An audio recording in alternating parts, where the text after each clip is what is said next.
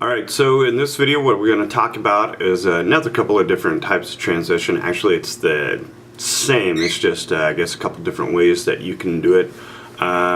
It's a color to color, or most often it's like a black to black or a white to white transition, which basically is you zoom all of the way in or move the camera into something that totally covers the screen in a certain color. And then what you do is you start your camera in a different position, a different location, whatever it might be. Start it out extremely tight in the same position, but you pull back out, and it provides a transition. So when your camera goes in, you cut, and then you start somewhere else, and then you pull back out, and you're in a different location or a different time or whatever it might be, and that provides a transition between two things without having to use a dissolve or a white flash like we talked about before or whatever. And the other thing is what's called like a natural transition, which might be an object coming into view or moving in front of your camera that again totally covers up the frame, and then as soon as it visually looks as though it's about ready to move off the screen, you cut, and then it goes to a different scene altogether. It's pretty easy to do once you get the hang of it, but if you do it wrong and the editing's done just a little bit wrong, it'll look a little bit weird. So yeah, something walking in front of the camera, or you know, you can use cars, trains, anything that's moving within the scene. Seen guys use like construction equipment like backhoes and stuff like that.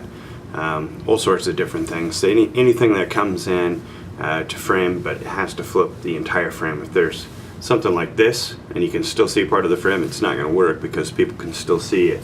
My hair looks freaking retarded. People can still see what's going on behind what's now covered up on the frame. So I'm going to do a couple quick examples real quick of black to black and then of a natural transition, and you guys can kind of get an idea for what I'm talking about.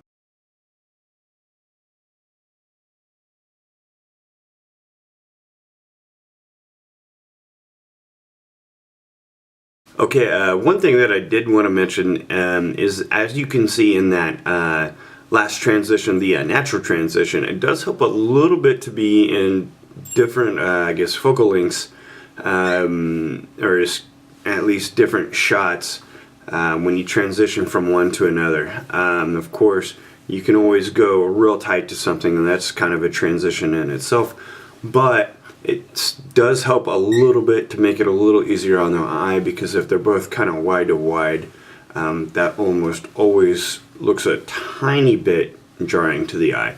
But as long as something completely covers up the frame of your camera, that is, and it goes to something else, it's alright. It can work. It's not the cleanest, it's not the greatest, but it does work, and it doesn't dissolve and slow down your story and get really monotonous. So it's a little bit of an idea of how you can do something a little bit different.